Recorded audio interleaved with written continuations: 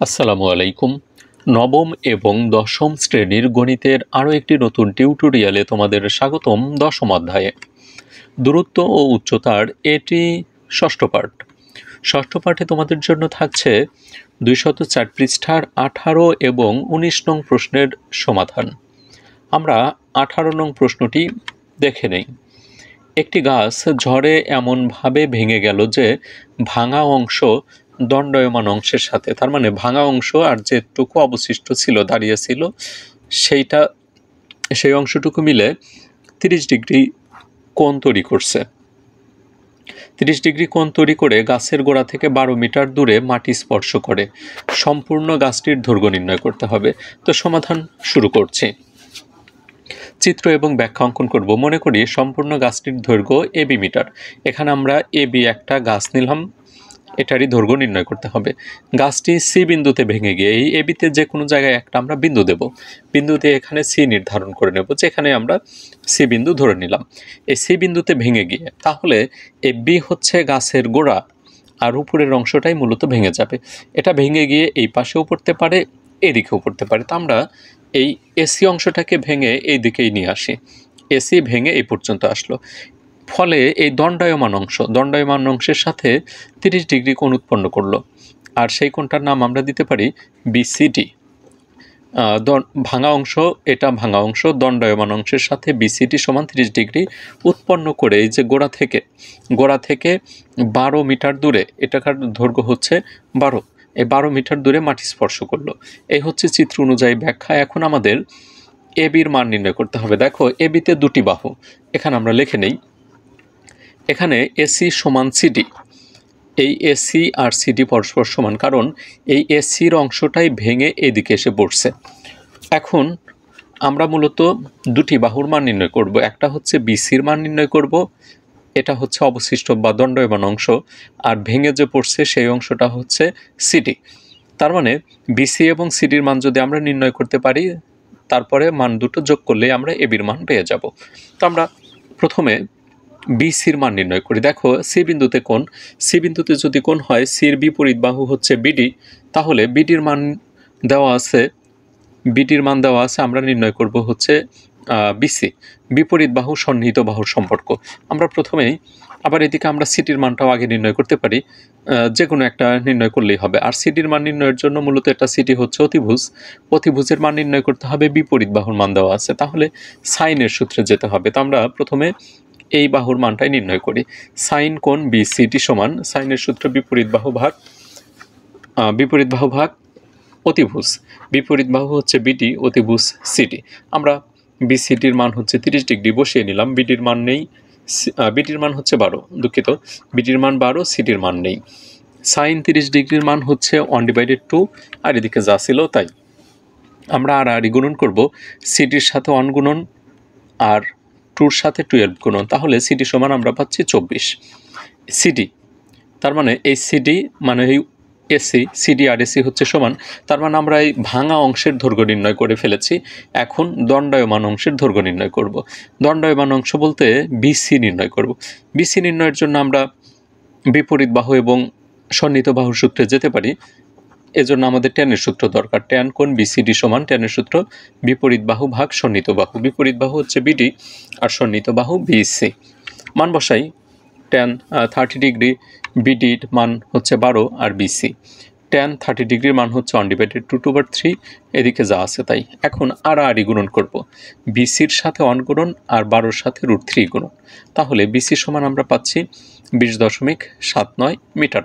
দশমিকের পর 2 অঙ্ক নেওয়ার জন্য তোমাদের মানের কারো কম বেশি হতে পারে, তো এটাই মূলত অ্যাকুরেট মান হবে। তো আমরা ভাঙা যে দুটি অংশ সিডি এবং বিসি, সেই অংশটা পেয়ে গেছি। অতএব সম্পূর্ণ গাছটির দৈর্ঘ্য, সম্পূর্ণ গাছ হচ্ছে এবি, এবিতে দুটি অংশ, একটা হচ্ছে এসি আর একটা হচ্ছে বিসি। এই এসি আর সিডি হচ্ছে সমান। আমরা মান বসাই। এসির মান হচ্ছে 24 আর বিসির মান 20.79, যোগ করলে আমরা পাই 44.79 মিটার। এটি আমাদের উত্তর। সুপ্রিয় শিক্ষার্থীবৃন্দ, 18 নং প্রশ্নের সমাধান শেষ হলো। 19 নংয়ে চলে যাচ্ছে। তার পূর্বে তোমাদেরকে রিকোয়েস্ট করব, তোমরা অবশ্যই ক্যালকুলেশনগুলো মিলিয়ে নেবে, আর অঙ্ক যখন দেখবে তখন খাতা কলম নিয়ে বসবে। 19 নংয়ে একটা সৃজনশীল প্রশ্ন রয়েছে, তোমরা প্রথমেই উদ্দীপকটি পড়ে নাও। একটি নদীর তীরে কোনো স্থানে দাঁড়িয়ে একজন লোক দেখল যে ঠিক সোজাসুজি অপর তীরে অবস্থিত 150 মিটার লম্বা একটি গাছের শীর্ষের উন্নতিকোণ 30 ডিগ্রি। লোকটি একটি নৌকা যোগে গাছটিকে লক্ষ্য করে যাত্রা শুরু করলো, নৌকা দিয়ে যাবে গাছের উদ্দেশ্যে। কিন্তু পানির স্রোতের কারণে লোকটি গাছ থেকে 10 মিটার দূরে তীরে পৌঁছালো। এই হচ্ছে উদ্দীপক। এখান থেকে আমাদের যে প্রশ্নগুলোর উত্তর করতে হবে, ক নম্বরে আমরা দেখতে পাচ্ছি উপরোক্ত বর্ণনাটি চিত্রের মাধ্যমে দেখাও। তার মানে উপরের যে বর্ণনা সেটা চিত্রের মাধ্যমে দেখাইতে হবে।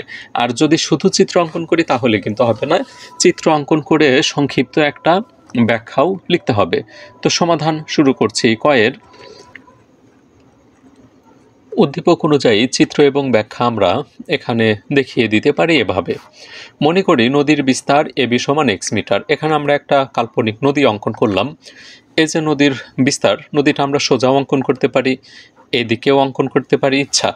আর নদী মূলত এত সোজা কিন্তু হয় না, মাঝখানে কোথাও তীর একটু কাছে থাকে, কোথাও একটু দূরে থাকে, এই প্রশস্ততা কম বেশি হতে পারে। তো আমরা এখানে একটা আনুপাতিক চিত্র অঙ্কন করতে যাচ্ছি। এই নদীর বিস্তার হচ্ছে বি মিটার। তো এখানে আমরা যে কোনো একটা জায়গায় নদীর বিস্তারটা অঙ্কন করে নিতে পারি। এটার বিস্তার ধরে নিলাম এ বি মিটার, আর এটা সমান হচ্ছে এক্স মিটার। এখানে আমরা এক্স দিয়ে নিলাম। এ বিন্দুতে বিসি সমান, এখানে আমরা একটা বিসি, এটা হবে হচ্ছে গাছের দৈর্ঘ্য, বিসি সমান 150 মিটার। এ বিন্দুতে কোণ তৈরি করবে, আর শীর্ষের উন্নতিকোণ হবে সি এ বি সমান 30 ডিগ্রি। তো এ বিন্দুতে বিসি সমান 150 মিটার, গাছের শীর্ষের উন্নতিকোণ সি এ বি সমান হচ্ছে 30 ডিগ্রি। এখানে এসে একটা 30 ডিগ্রি কোণ উৎপন্ন করলো। তো এই লোকটা এ বিন্দু থেকে যাবে হচ্ছে বি বিন্দুতে, কিন্তু স্রোতের কারণে নৌকার অবস্থান হলো ডি বিন্দুতে। তার মানে এখান থেকে স্রোত এইদিকে ধরে নিলাম, এইদিকে স্রোত ধরলে নৌকা বি থেকে তাকে ভাসিয়ে ডিতে এনে পৌঁছে দিল। যাওয়ার কথা হচ্ছে বি বিন্দুতে, কিন্তু স্রোতের কারণে সে ডি বিন্দুতে এসে পৌঁছালো। আর এই এটি এর দৈর্ঘ্য ধরে নিলাম হচ্ছে ওয়াই মিটার, এই এডি এর দৈর্ঘ্য ধরে নিলাম ওয়াই মিটার, এবং যেখানে বলা ছিল 10 মিটার দূরে তীরে পৌঁছায়, বি বিন্দু থেকে ডির দূরত্ব হবে হচ্ছে 10 মিটার। এখানে আমরা চাইলে 10 লিখেও দিতে পারি। এই ছিল কয়ের সমাধান। এখন আমরা খ নং এর সমাধানে চলে যাচ্ছি। তোমরা কিন্তু এখানে নদীর চিত্র ভিন্নভাবেও দেখাতে পারো। এই দাগটায় আমি একটু উপরের দিক নিয়েছি, তোমরা চাইলে একদম সোজাও কিন্তু নিতে পারো। খ নং এর সমাধানে চলে যাচ্ছি। নদীর বিস্তার নির্ণয় করো। একটু আগে আমরা ক নং এর যে চিত্র অঙ্কন করেছিলাম সেখান থেকে নদীর বিস্তারের জন্য যতটুকু প্রয়োজন সেইটুকুই আমরা এখানে অঙ্কন করে নেব। ক নং এর চিত্র হতে পাই নদীর বিস্তার নির্ণয় করার জন্য মূলত আমাদের এই উপরের অংশে যে ত্রিভুজ তৈরি হয়েছিল সেই ত্রিভুজটা প্রয়োজন হবে। দেখো এখানে আমরা নদীর বিস্তার মানে এই এক্স এর মান এ বির মান নির্ণয় করব। এ বিন্দুতে কোণ দেওয়া আছে, এ বিন্দুর সূক্ষ্মকোণ 30 ডিগ্রি। এ বিন্দুর বিপরীত বাহু হচ্ছে বিসি, বিপরীত বাহুর মান দেওয়া আছে, সন্নিহিত বাহুর মান নির্ণয় করতে হবে। তার মানে ট্যানের সূত্রে যেতে হবে। তার জন্য একটু ব্যাখ্যা লিখে নেই। ত্রিভুজ এ বি সি এ কোণ সি এ বি সমান 30 degree. Tan C A B সমান, ট্যানের সূত্র বিপরীত বাহু ভাগ সন্নিহিত বাহু। বিপরীত বাহু হচ্ছে বিসি আর সন্নিহিত বাহু এ বি। মান বসাই, এখানে ট্যান 30 ডিগ্রি হবে। বিসির মান হচ্ছে 150 আর এ বির মান হচ্ছে এক্স। আমরা ট্যান 30 ডিগ্রির মান বসাই 1/√3, এদিকে যা আছে তাই। আর যদি গুণন দিই, 1-এর সাথে এক্স গুণন আর √3-এর সাথে 150 গুণন। চাইলে এটাই উত্তর রেখে দিতে পারি। আর আমরা যদি চাই 150-এর সাথে √3 গুণন করে দেই, সেটাও করতে পারি। অতএব এক্স এর সমান 259.808 মিটার প্রায়। দশমিক আসলে আমরা এরকম প্রায় লিখে দেব, এটাই উত্তর। অতএব নির্ণয় নদীর বিস্তার এত মিটার। সুপ্রিয় শিক্ষার্থীবৃন্দ, এরই সাথে 19 নং প্রশ্নের ক্ষয়ের সমাধান শেষ হচ্ছে। গ নংয়ে চলে যাব। তার পূর্বে তোমাদেরকে রিকোয়েস্ট করব, তোমরা যদি এখনও চ্যানেলটিতে সাবস্ক্রাইব না করে থাকো অবশ্যই সাবস্ক্রাইব করে রাখবে। আশা করি তোমরা অবশ্যই ভবিষ্যতে উপকৃত হবে। পরের প্রশ্ন, লোকটির যাত্রা স্থান থেকে গন্তব্য স্থানের দূরত্ব নির্ণয় করো। মানে এ বিন্দু থেকে উদ্দেশ্য ছিল বি বিন্দুতে যাওয়ার, কিন্তু সে বি বিন্দুতে যেতে পারে নাই। বি বিন্দুতে যদি সরাসরি যেতে পারত তাহলে নদীর বিস্তার আর ওনার যাত্রা স্থান থেকে গন্তব্য স্থানের দূরত্ব সমান হইতো, কিন্তু স্রোত তাকে ভাসিয়ে খানিকটা দূরে নিয়ে পৌঁছে দেয় তীরে। এই কতটুকু দূরে গেল এটাই আমরা মূলত নির্ণয় করব, অর্থাৎ যাত্রাস্থান থেকে গন্তব্যস্থানের দূরত্ব নির্ণয় করব। ক নংয়ের চিত্র হতে পাই, এখানে নিচের চিত্রটা আমাদের দরকার। এ বিন্দু থেকে বি পর্যন্ত দূরত্ব 150√3। এটা আমরা নদীর বিস্তার নির্ণয় করেছিলাম খ নংয়ে, কিন্তু লোকটা তো আর এই বি বিন্দুতে যেতে পারে নাই, স্রোতের কারণে এই ডি বিন্দুতে এসে পৌঁছালো। এখানে এটা একটা সমকোণী ত্রিভুজ। সমকোণী ত্রিভুজ থেকে আমরা দেখো বি বিন্দুতে সমকোণ পাচ্ছি। এটার ব্যাখ্যা লিখে নেই। লোকটির যাত্রা স্থান থেকে গন্তব্যস্থানের দূরত্ব এডি মিটার। এই এডি হচ্ছে দূরত্ব। এডির মান নির্ণয় করার জন্য এখানে একটা সমকোণী ত্রিভুজ তৈরি হয়েছে। এবিডি সমকোণী ত্রিভুজের কোণ বি হচ্ছে এক সমকোণ, এটাও আমরা লিখে নিই। এবিডি সমকোণী ত্রিভুজে কোণ বি সমান এক সমকোণ। এখন এটা যদি এক সমকোণ হয়, এখন আমরা অতিভুজের মান নির্ণয় করব। এর জন্য আমরা পিথাগোরাসের সূত্রে চলে গেলাম। এডি সমান, এডি হচ্ছে অতিভুজ, অতিভুজ সমান √, লম্ব স্কয়ার প্লাস হচ্ছে ভূমি স্কয়ার। এখানে এবি এবং বিডি হচ্ছে লম্বভূমি। এবির মান বসাই, এবির মান 150√3 আর বিডির মান হচ্ছে 10। তারপর 150কে বর্গ করলে 22,500, আর √3কে বর্গ করলে 3 হয়, আর 10-এর বর্গ হচ্ছে 100।